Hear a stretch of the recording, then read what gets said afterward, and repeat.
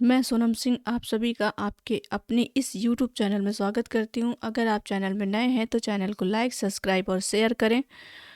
चलो स्टार्ट करते हैं। भाषा शिक्षण जो कि हिंदी पेडोलॉजी है और सीटेट एग्ज़ाम से संबंधित बहुत ही इम्पोर्टेंट क्वेश्चन है। मैं यहाँ पे वही क्वेश्चन लेकर आई हूँ जो क्वेश्चन आपके आए हुए हैं, आप देख भी सकते हैं। चलिए स्टार्ट करते हैं। कक्षा में भाषा के प्रति बनाकर उसका उपयोग भाषा शिक्षण में करना चाहिए। आपको बताना है विविधता विद्वान या विविधता संवेदनशील। यहाँ पे कक्षा में भाषा की, यहाँ से आपको लगा करके देख लेना है कि क्या सेट हो रहा है। विविधता या विद्वान, विविधता के प्रति विद्वान बनाकर, तो आपका होगा बी, विविधता संवेदनशील। भाषा में कक्षा के विविधता के प्रति संवेदनशील बनाकर उसका उपयोग भाषा शिक्षण में करना चाहिए। यहाँ पे आपका ये डिफिनीशन दी हुई है, कक्षा में भाषा की विविधता के प्रति संवेदनशील बनाकर उसका उपयोग भाषा शिक्षण में करना चाहिए। ये देखिए आपका ये सारे क्वेश्चन आपके आए हुए हैं क्वेश्चन है, और इसमें सीटेड में तो क्वेश्चन रिपीट होते ही रहते हैं। क्वेश्चन नंबर 2, प्राथमिक स्तर पर भाषाई क्षमताओं को का विकास है और साहित्य, यहाँ पे बताना है क्या है, साध्य है या साधन है। तो यहाँ पे साध्य और साधन, आपका सी सही हो जाएगा। प्राथमिक स्तर पर भाषाई क्षमताओं का विकास एक साध्य है और साहित्य इसका साधन है। क्वेश्चन नंबर 3, बच्चों की भाषाई क्षमताओं के आकलन के लिए सर्वाधिक सहायक है। आपको बताना है कि बच्चों के जो भाषाई क्षमताओं के आकलन के लिए क्या सर्वाधिक सहायक है। बच्चों की परस्पर अनौपचारिक बातचीत, या फिर बच्चों की कक्षा में औपचारिक बातचीत, या फिर बच्चों और शिक्षक की परस्पर औपचारिक बातचीत, या फिर आपका ऑप्शन डी है बच्चों का शिक्षक द्वारा प्रदत्त अभ्यास कार्य करना। यहाँ पे आपका ए हो जाएगा, बच्चों के परस्पर अनौपचारिक बातचीत। यहाँ पे डिफिनीशन भी दी हुई है, बच्चों की भाषाई क्षमताओं के आकलन के लिए बच्चों की परस्पर अनौपचारिक बातचीत सर्वाधिक सहायक होती है। क्वेश्चन नंबर 4, कौन सा प्रश्न कक्षा में बहुभाषिकता को पोषित करता है।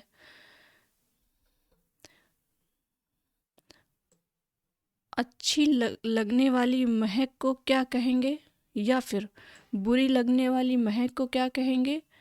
तुम्हारे घर में किस किस की महक आती है, फूलों के नाम अपनी भाषा में लिखो।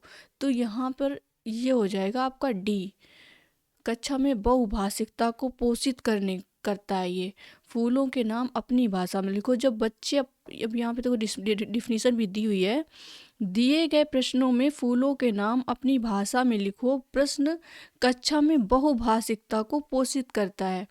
कक्षा भिन्न भिन्न संस्कृति, समुदाय और भाषा के बच्चों का सम्मिलित समूह है। अब वहाँ पर कक्षा में तो सारे समुदाय के बच्चे होते हैं और उनकी भाषाएं भी अलग अलग होती हैं। प्रश्न की मांग के अनुसार एक ही फूल का भिन्न भिन्न भाषा में नाम प्रकट होगा। यह सूचना बच्चों को बहुभाषिकता को पोषित करती है।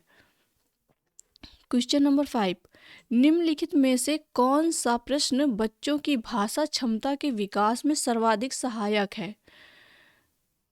तो ऑप्शन ए है आपका, डाल डाल का इस्तेमाल करते हुए वाक्य बनाओ। तितली कली के पास कब गई और क्यों।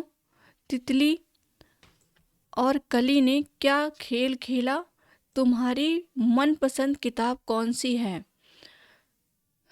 तो यहाँ पर हो जाएगा आपका आंसर बी, तितली कली के पास कब गई होगी और क्यों। यहाँ पे क्वेश्चन है आपका, निम्नलिखित में से कौन सा प्रश्न बच्चों की भाषा क्षमता के विकास में सर्वाधिक सहायक है।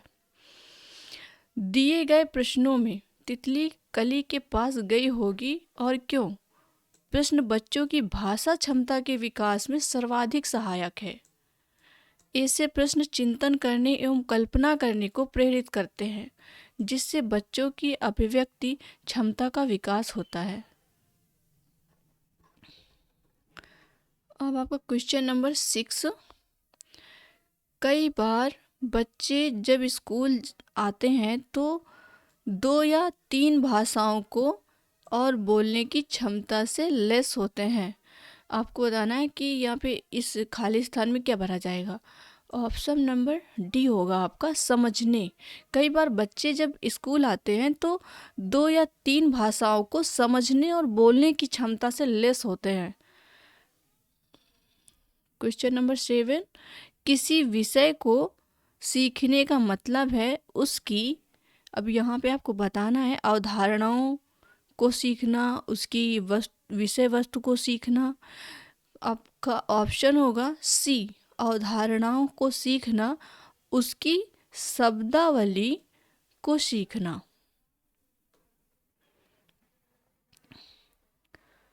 और आपका क्वेश्चन डी 8।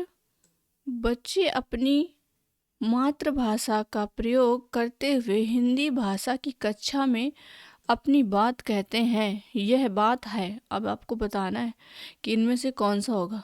स्वाभाविक। बच्चे अपनी मातृभाषा का प्रयोग करते हुए हिंदी भाषा की कक्षा में अपनी बात कहते हैं। यह बात कैसी है? स्वाभाविक है।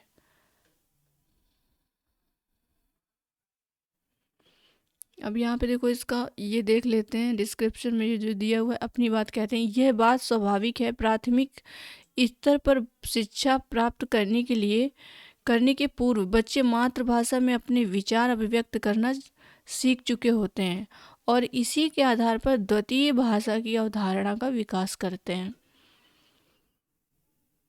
Question number 9। पहली कक्षा में भी लिखना के अंतर्गत आता है, यानी कि चित्र बनाना, क्योंकि बच्चा पहली कक्षा में है।